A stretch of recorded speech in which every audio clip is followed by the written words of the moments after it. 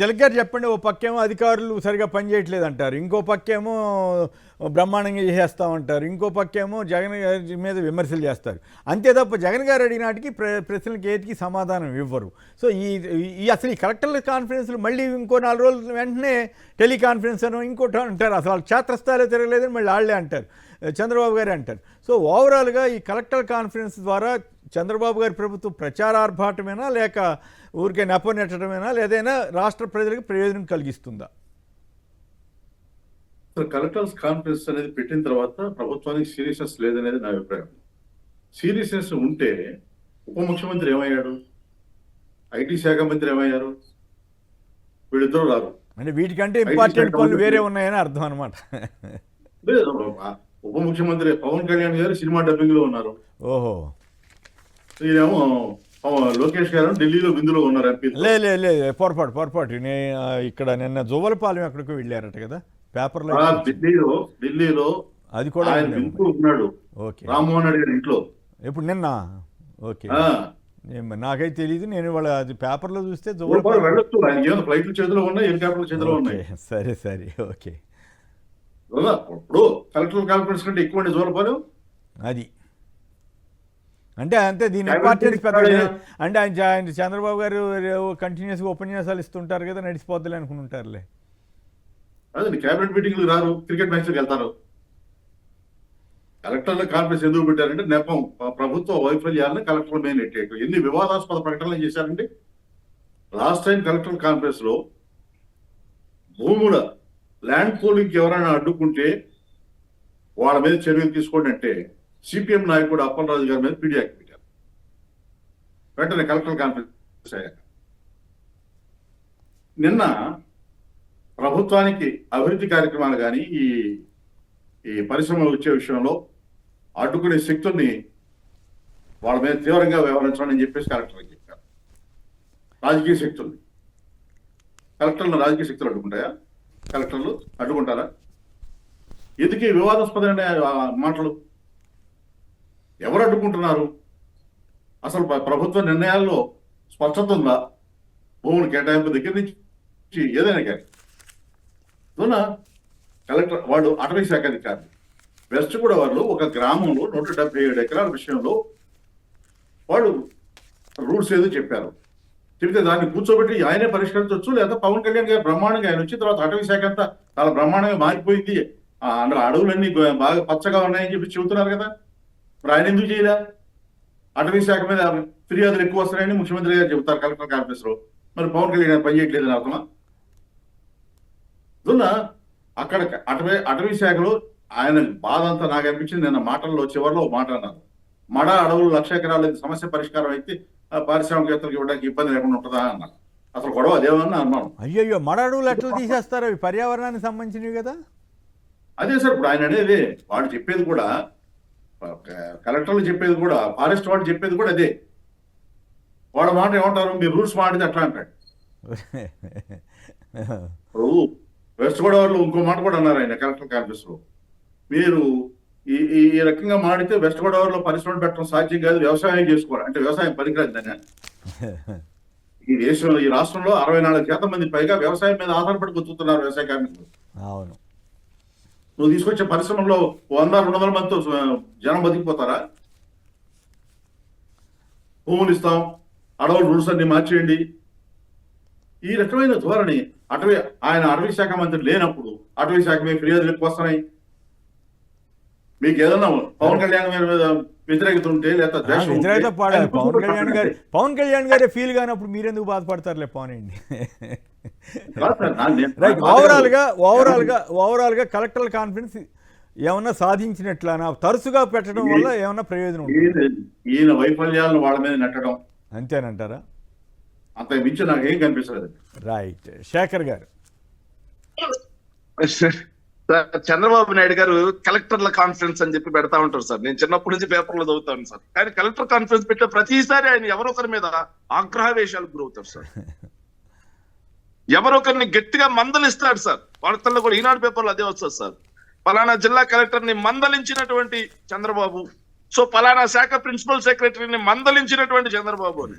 Sir మందలించాల్సింది ముందు ఎమ్మెల్యేలని, మంత్రుల్ని సార్. వీళ్ళ ఎమ్మెల్యేలని మంత్రుల్ని మందలించాడు సార్.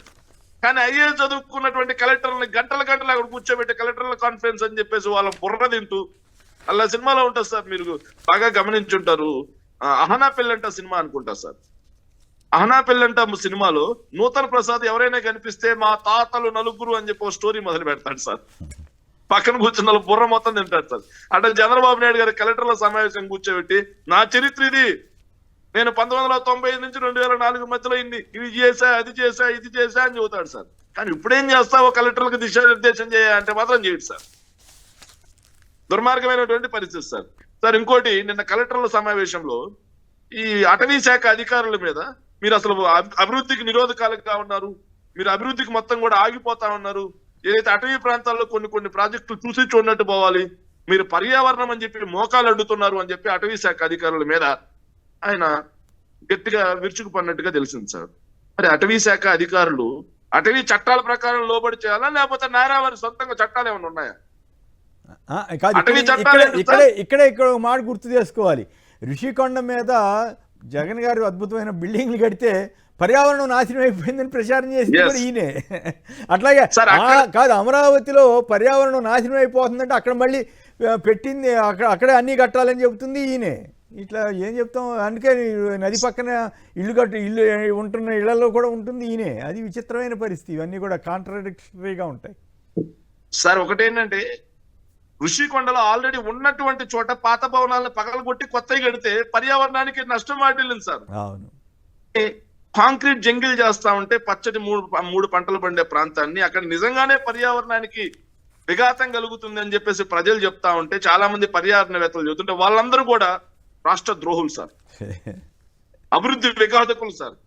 సార్ ఋషికొండలో సైడ్ పెడితే, సైడ్ కొట్టి ప్రపంచ స్థాయి భవనాలు కడితే ఇది ఒకటి చెప్పండి, మళ్ళీ టైం తక్కువ ఉంటుంది. ఒక్క నిమిషం. కల్తీ లడ్డు ఘటనతో దేవుణ్ణి భక్తులు కాపాడుకుంటున్నారని ఈయన చేసిన వ్యాఖ్యానంతో మీరు ఎంతవరకు ఏకీపిస్తారు?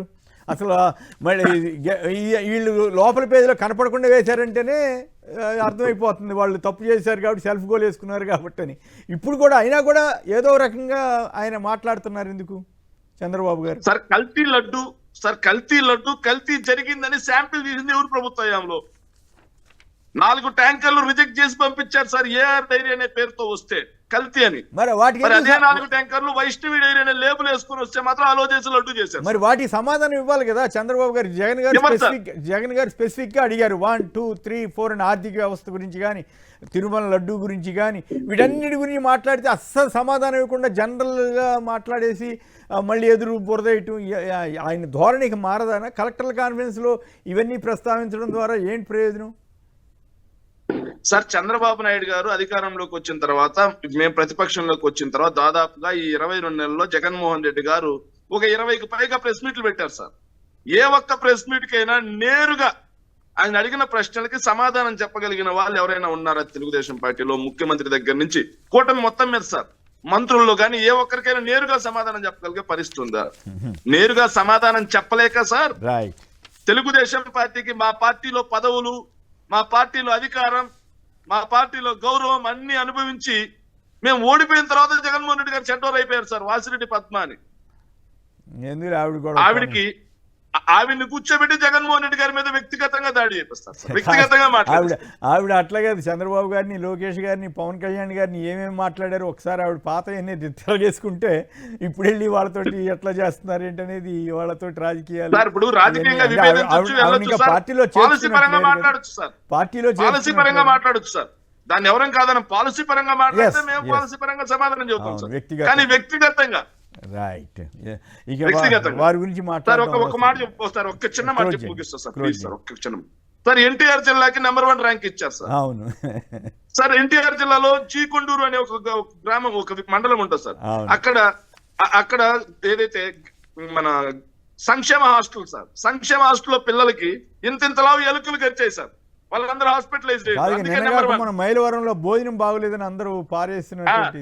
అందుకే నెంబర్ 1. దారుణం ఏంటంటే సార్, విజయవాడలో సార్ తిలక్ గారికి బాగా తెలుసు సార్, విజయవాడలో రౌడీ షీటర్లు ర్యాలీ చేశారు సార్. అవును, అయినా కూడా శాంతి భద్రతలు బాగున్నాయని చెబుతున్నారు.